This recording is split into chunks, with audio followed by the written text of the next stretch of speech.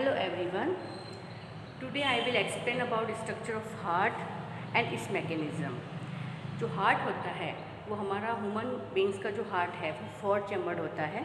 जितने भी मैमल्स हैं और बर्ड्स हैं उसमें 4 चैम्बर्ड हार्ट प्रेजेंट होता है और जितने भी रेप्टाइल्स होते हैं उनमें 3 चैम्बर्ड होता है।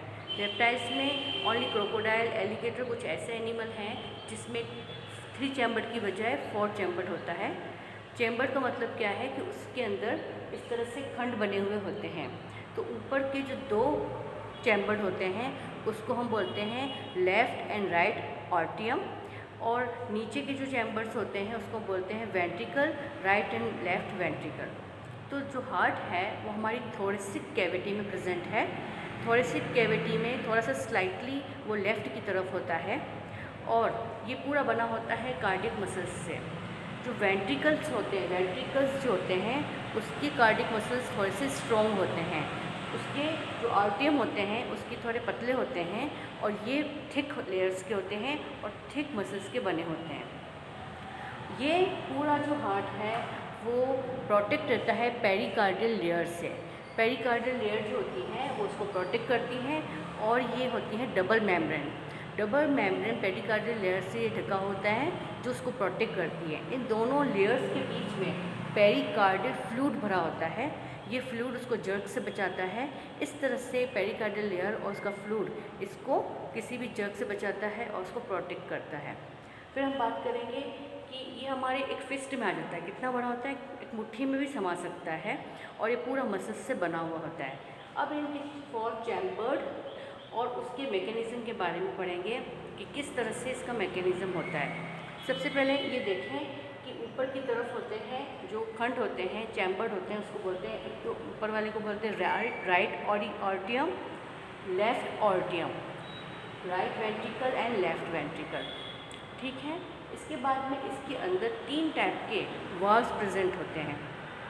फर्स्ट होता है ट्राइकस्पिड वाल्व, एक होता है बाइकस्पिड वाल्व जिसको मिट्रल वाल्व भी बोलते हैं, और एक होता है सेमील्यूनर वाल्व।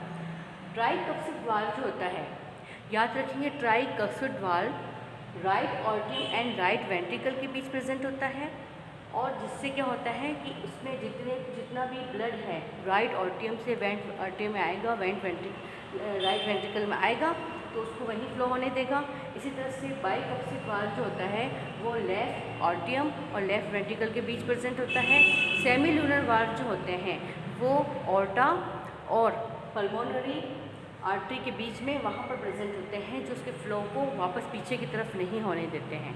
तो 3 तरह के वाल्व आपको याद रखने हैं। ट्राइकस्पिड जिसमें 3 फ्लैप्स होती हैं मसल्स की, बाइकस्पिड का मतलब 2 मसल्स होती हैं जिसमें, और सेमील्यूनर वाल्व होता है जो कि कहाँ प्रेजेंट होता है, वेंट्रिकल में प्रेजेंट होता है।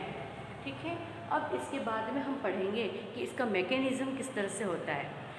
इसके मैकेनिज़्म में सबसे पहले हम लोग पढ़ेंगे कि राइट पार्ट जो होता है उसके बारे में पढ़ेंगे। अपने जो हार्ट का जो राइट पार्ट होता है उसमें सारा का सारा इम्प्योर ब्लड आता है। हमेशा एक बात याद रखोगे, राइट पार्ट के अंदर इम्प्योर यानी डीऑक्सीजनेटेड ब्लड आता है, वो पूरे बॉडी से कलेक्ट किया हुआ आता है। तो देखेंगे आप, जैसे देख रहे हैं राइट आर्टियम है, उसमें सुपीरियर वेना केवा पूरे बॉडी के जो ऊपर वाले जो पार्ट्स हैं वहाँ से इम्प्योर ब्लड को कलेक्ट करके इसमें डालती है राइट आर्टियम में। ठीक है। इसी तरह से इंफीरियर वेना केवा जो होती है वो इंफीरियर पार्ट जितने भी लोअर बॉडी पार्ट्स हैं वहाँ से इम्प्योर ब्लड को कलेक्ट करके कहाँ डालती है, राइट आर्टियम में। वहाँ से ये वाल्व के थ्रू कहाँ जाता है, राइट वेंट्रिकल में। जैसे ही राइट वेंट्रिकल सिकुड़ता है, कॉन्ट्रैक्ट होता है, सारा का सारा ब्लड बढ़ जाता है इसका पल्मोनरी आर्टरी में।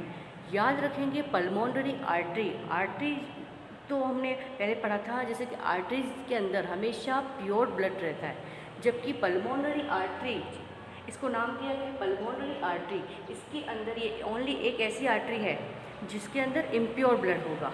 ठीक है। आर्टरीज में हमेशा प्योर ब्लड होता है, लेकिन पल्मोनरी आर्टरी में इम्प्योर ब्लड होता है, और ये ब्लड कहाँ जाता है, इसके पास जाता है इम्प्योर ब्लड, लंग्स के पास जाता है। सारा इम्प्योर ब्लड पंप कर दिया जाता है लंग्स के पास।